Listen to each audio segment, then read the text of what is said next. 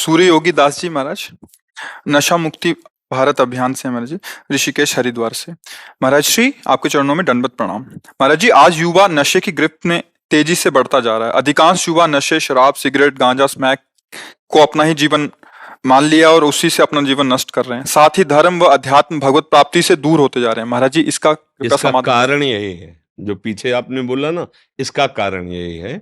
धर्म अध्यात्म से दूर होने पर यही दुर्दशा होती है। जिस समाज में, जिस घर में, जिस व्यक्ति में, जिस देश में अध्यात्म का राज्य नहीं होगा, अध्यात्म का शासन नहीं होगा, शास्त्र और संतों के वचनों का शासन नहीं होगा, वो कोई भी हो, कहीं भी हो, फिर दो ही तो बचे ना, एक माया और एक सतमार्ग। सतमार्ग की ना बात सुननी है, ना सतमार्ग का आदर करना है, ना सतजनों का किसी भी तरह से मन से वर्ण कर। परिणाम क्या होगा? असत चिंतन, असत। तो फिर बुद्धि को कैसे बचाया जा सकता है माया के आकर्षण से? सदैव आप देखिए, अगर विदेहराज जनक जी विराजमान है तो उनके ऊपर सदानंद जी, चक्रवर्ती सम्राट महाराज दशरथ, वशिष्ठ जी बैठे हुए हैं। क्या है? राजनीति के ऊपर धर्मनीति विराजमान है, अध्यात्म विराजमान है। ये मूर्तिमान अध्यात्म है। ऐसा कौन होगा जो वशिष्ठ जैसा अध्यात्म का ज्ञाता हो? वशिष्ठ भगवान स्वरूप है, बैठे हुए। देवराज इंद्र त्रिभुवन पति तो भगवान बृहस्पति जी ज्ञान समुद्र, उनके ऊपर बैठे हुए हैं। कोई भी आप अपने धर्म के सिस्टम में देखिए, जहां शास्त्र सम्मत, धर्म सम्मत चेष्टाएं होंगी, वही घर सुखी, वही व्यक्ति सुखी, वही प्रदेश सुखी, वही राज्य सुखी।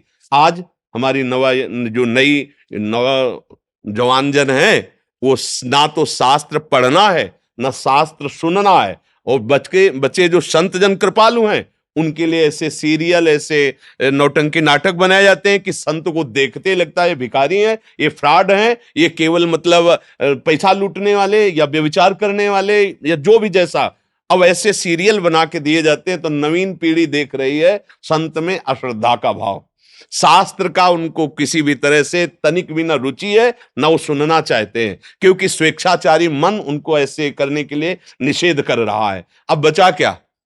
यही बचा, कुकर्माचरण करो और मनमानी व्यसन करो और गुरुजनों का अपमान करो, बड़े बूढ़ों का अपमान करो, स्वच्छंद विचरो। वो समझते हैं स्वतंत्रता, जबकि वो काम क्रोध आदि की गुलामी स्वीकार किए हुए हैं। अगर कोई सुधर सकता है तो मति कीरति गति भूति भलाई, जब जे जतन जहां जे पाई, सो जानो सत्संग प्रभाव, लोकों वेद न आन उपाय। खुला कह दिया गोस्वामी जी ने, ना लोक में न वेद में कोई और उपाय नहीं है। अगर संत समागम नहीं होगा, शास्त्र स्वाध्याय नहीं होगा, संत और गुरुजनों की वाणी के अनुसार नहीं चलोगे, तो त्रिभुवन में भी कहीं कोई तुम्हें शांति प्रदान करने वाला, मत कीरति गति, ये कुछ प्राप्त नहीं होगा। ये भ्रष्टाचार बढ़ता चला जाएगा। आजकल जो हमारे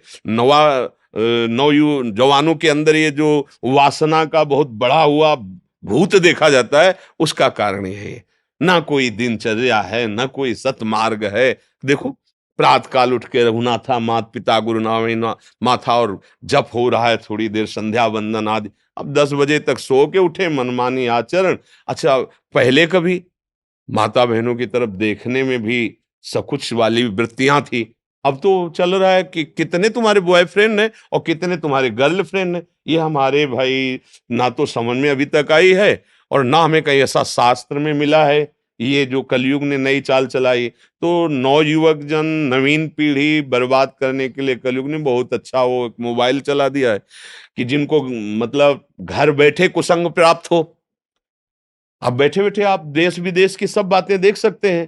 तो नौयुवक हैं, बुद्धि खूब चतुर है और भ्रष्टाचार की तरफ बढ़ती चली जा रही, क्योंकि वो उसको समझ रहे हैं कि ये बहुत अच्छी बातें, बहुत सुख देने वाली बातें। धर्म की बातें तो धर्मात्माओं से मिलती हैं, भगवत बातें तो महात्माओं से मिलती हैं।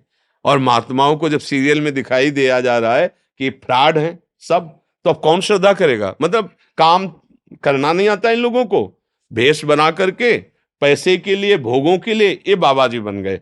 ऐसी धारणाएं नवीन पीढ़ी के दिमाग में बैठा दी गई है और ये नहीं जानते हैं कि समस्त जीवों का परम मंगल एक से हो सकता है, केवल एक से, एक महात्मा के संकल्प से हो सकता है। पर ऐसा उनके अंदर उनको लगता है कि ये क्या ना समाज की सेवा करते हैं। अरे एकांत में बैठा जो रो रो के वो कृष्ण कृष्ण बोल रहा, उसी से तुम जीवित हो, उसी से तुम सुरक्षित हो। नहीं तो ये समाज जैसे पापाचरण हो रहे ना, ये आप समझ लो, ये जो थोड़ा भी कुछ मंगल अगर जगत में दिखाई दे रहा है तो उन्हीं महात्माओं के जो एकांत में बैठे हुए रोकर कृष्ण कृष्ण जप रहे हैं। भले वो समाज में प्रवचन नहीं करते, भले वो किसी टीवी में नहीं आते, भले वो किसी मोबाइल में आज तक नहीं आए, लेकिन उन्हीं की चरण रज, उन्हीं के आंसुओं से हमारा मंगल हो रहा है, दूसरों से मंगल नहीं हो रहा है। तो हमें जब तक संतों की बात पर विश्वास नहीं होगा, शास्त्रों के अनुसार हम नहीं चलेंगे, अध्यात्म को हम नहीं समझेंगे, तो सुधार हो ही नहीं सकता, क्योंकि इसी से होता है लोकम वेद ना अनु पाओ।